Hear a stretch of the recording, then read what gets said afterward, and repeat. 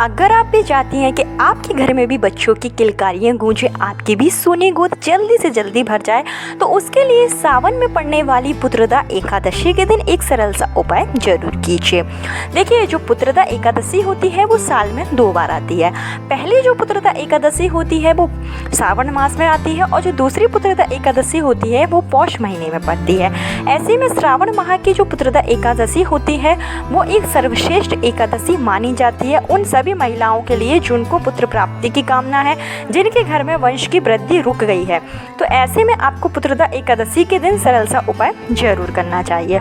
इस बार की जो पुत्रदा एकादशी है वो 2024 में 16 अगस्त के दिन पड़ेगी। 16 अगस्त के दिन पड़ने वाला यह जो दिन है वो बेहद ही शुभ फलदायी है। पुत्रदा एकादशी श्री हरि विष्णु को समर्पित है और सावन का जो महीना है वो भोलेनाथ को समर्पित है। ऐसे में अगर आप एक दिन इस उपाय को कर लेते हैं तो आपको शिव जी के साथ साथ श्री हरि विष्णु का भी आशीर्वाद प्राप्त होगा और आपके घर में भी बच्चों की किलकारियां अति शीघ्र गूंजेंगी। तो चलिए उपाय की शुरुआत कर लेते हैं, लेकिन उससे पहले हमेशा की तरह आपसे मेरा निवेदन है कि अगर अभी तक आपने मेरा चैनल महादेव के उपाय को सब्सक्राइब नहीं किया है तो चैनल को सब्सक्राइब जरूर कर लीजिए। वीडियो पसंद आए तो लाइक कीजिए और कमेंट बॉक्स में शिव जी का कोई सा भी प्यारा सा नाम जरूर लिखिए, जिससे कि सावन के महीने में भोलेनाथ का आशीर्वाद आपको प्राप्त हो सके। तो किस तरीके से आपको उपाय करना है इसकी संपूर्ण जानकारी आपको इस वीडियो में दी जाएगी। देखिए, अगर आप पूरी तरीके से शारीरिक दृष्टि से स्वस्थ हैं, आपने डॉक्टर को अपना चेकअप करा लिया है और डॉक्टर ने आपको बताया है कि आपको ऐसी कोई भी बीमारी नहीं है जिससे कि आप संतान प्राप्ति का सुख ना भोग पाएं, या आपके पति में भी ऐसी कोई भी कमी नहीं है, उसके बावजूद भी आपको संतान प्राप्ति में कई बाधाएं आ रही हैं, संतान प्राप्ति के योग आपको नहीं बन पा रहे हैं, तो ऐसे में हो सकता है कि आपके जो ग्रह हैं वो प्रतिकूल ना हो, आपकी कुंडली का पंचम भाव क्रूर ग्रहों के नक्षत्र में आ गया हो, जिससे कि आपको संतान प्राप्ति में बाधाएं आ रही हैं, या फिर आपके घर में लगातार लड़कियां पैदा हो रही हैं और आप चाहते हैं कि आपके घर में भी एक पुत्र धन की प्राप्ति हो जाए। तो उस स्थिति में आपको इस वीडियो में जो उपाय बताया जाएगा वो आप जरूर करें। इस उपाय को अगर आप पूरे विश्वास के साथ करते हैं तो निश्चित रूप से आपकी जो संतान प्राप्ति की कामना है वो पूरी हो जाती है। आपको बता दें कि यह जो उपाय है वो शिव पुराण से लिया गया है और इस उपाय को हमारे पूजनीय गुरुजी पंडित प्रदीप मिश्रा जी की कथा में बताया गया था, जिसको ध्यान पूर्वक सुनकर ही यह उपाय मैं आपके लिए लाई हूँ। तो आप भी उपाय को ध्यान से सुन लीजिए और उपाय को जरूर कीजिए। आपको क्या करना है कि पुत्रदा एकादशी जो कि पड़ेगी 16 अगस्त को और जो कि आने ही वाली है, तो पुत्रदा एकादशी के दिन अगर आप व्रत रखना चाहती हैं तो आप व्रत भी रख सकती हैं। व्रत रखने से आपको जो है आपके लिए ही अच्छा होगा, लेकिन अगर आप व्रत नहीं रखना चाहती हैं, आप चाहती हैं कि सिर्फ आप उपाय करें, तो आप उपाय भी कर सकती हैं। इसके लिए आपको क्या करना है कि आपको अपने घर पर ही या तो आप साबूदाने की खीर बनाइए या फिर आप मखाने की खीर बनाइए। देखिए, वैसे तो आप चावल की खीर भी बना सकते हैं, लेकिन एकादशी का दिन है, चावल खाना वर्जित बताया जाता है, तो आप चावल की खीर ना बनाएं, आप साबूदाने की खीर बना लें और या तो फिर आप मखाने की खीर बना सकते हैं। 1 कटोरी आपको खीर बनानी है, ज़्यादा नहीं बनानी है। तो इसका मतलब आपको या तो साबूदाने की आप खीर बना लीजिए या फिर मखाने की खीर आप बना लें, और साथ ही साथ आपको एक दूसरी कटोरी लेना है जिसमें आपको देसी गाय का घी रख लेना है। इसके बाद में आपको पूजन की जो आपकी थाली होगी वो तैयार कर लेनी है।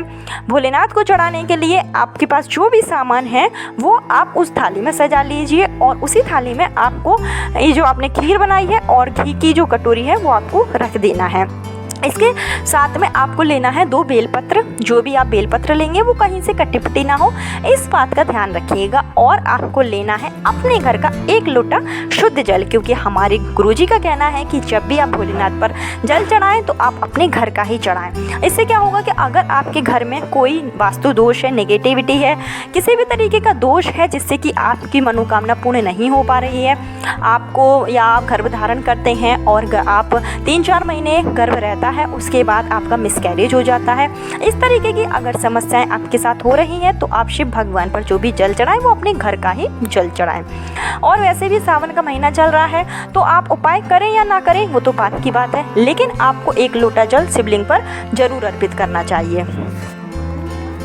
अब आपको जाना है शिव मंदिर में। तो आपके घर के आसपास कहीं पर भी शिवालय हो, शिव परिवार हो, वहाँ पर आप जाइए और ये सारी सामग्री जो आपने खीर बनाई है वो, एक कटोरी में जो आपने देसी घी रखा है वो, और 1 लोटा अपने घर का जल और 2 बेलपत्र और पूजा की जो भी सामग्री आपके पास है वो लेकर आपको शिव मंदिर में जाना है। देखिए, आप इस उपाय को अपने घर पर भी कर सकते हैं और मंदिर में भी कर सकते हैं, लेकिन मंदिर में जो मूर्ति होती है वो क्या होती है, प्राण प्रतिष्ठित होती है। सुबह शाम जल चढ़ाया जाता है, उसमें आरती होती है। तो ऐसे में अगर आप मंदिर में उपाय करते हैं तो जो उपाय होते हैं वो जल्दी फलीभूत हो जाते हैं। लेकिन किसी कारण से अगर आप मंदिर नहीं जा पा रहे हैं तो उस स्थिति में आप अपने घर पर रहकर भी इस उपाय को पूर्ण कर सकते हैं। आपको क्या करना है कि जैसे कि आप मंदिर गए, सावन का महीना चल रहा है, हर कोई मंदिर जाता ही है, तो जो भी स्त्री की अगर संतान प्राप्ति में कामना हो रही है उसे यह उपाय के लिए मंदिर जरूर जाना चाहिए। तो जब आप शिवलिंग से मंदिर पहुंच जाएं, शिवलिंग के पास में आपको जाना है। सबसे पहले उत्तर दिशा की ओर मुख करके आप जो अपने घर से जल लेकर आए थे वो जल आपको शिवलिंग के ऊपर चढ़ा देना है। पूरा जल आपको नहीं चढ़ाना है, आधा ही लोटे का आपको जल चढ़ाना है और आधा भी आप बचा कर रखिए। इसके बाद में पूजन की जितनी भी सामग्री जो आप लेकर आए थे वो आप शिवलिंग पर चढ़ा दीजिए। हो सके तो बेल का फल आप जरूर लेकर जाएं, क्योंकि पुत्र प्राप्ति के लिए सबसे उपयोगी बेल का फल माना जाता है। अगर आप शिवलिंग पर एक बेल का फल चढ़ाते हैं तो इससे आपकी जो मनोकामना होती है संतान प्राप्ति को लेकर वो जल्दी से जल्दी पूरी हो जाती है।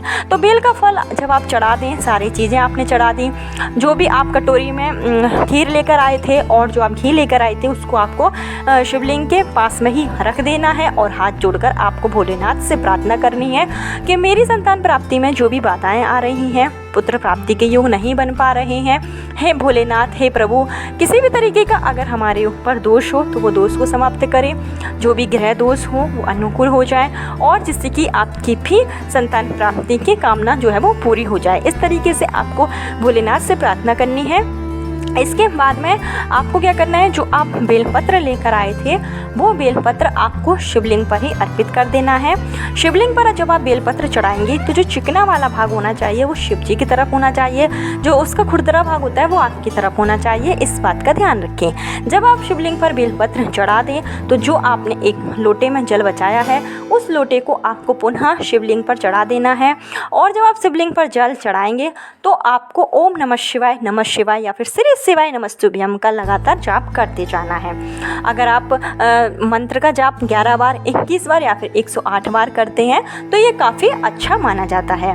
उसके बाद में जब आप जल चढ़ा लें तो जो बेलपत्र वहाँ रखी थी वो बेलपत्र आपको उठा लेना है। बेलपत्र उठाने से पूर्व आपको एक देसी घी का दीपक जो है आप अपने घर से लेकर जो गए हैं वो आपने मंदिर की जो चौखट होती है, मेन चौखट जो है मंदिर की, जहाँ पर जिसके बाद में शिवलिंग की मूर्ति शिवलिंग रखे होते हैं, तो उस चौखट पर आपको जो देसी घी का दीपक है वो जरूर प्रज्वलित कर देना है।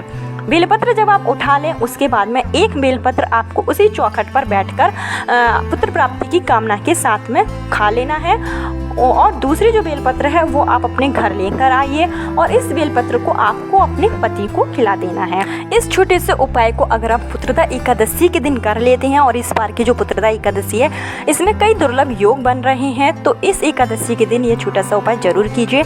इससे आपकी संतान प्राप्ति में जो भी बाधाएं आ रही हैं वो जरूर दूर हो जाएगी और आपको भी संतान की प्राप्ति जरूर होगी। इसके साथ ही आपको शाम के समय पीपल के पेड़ के नीचे जाकर एक सरसों के तेल का दीपक जरूर जलाना है।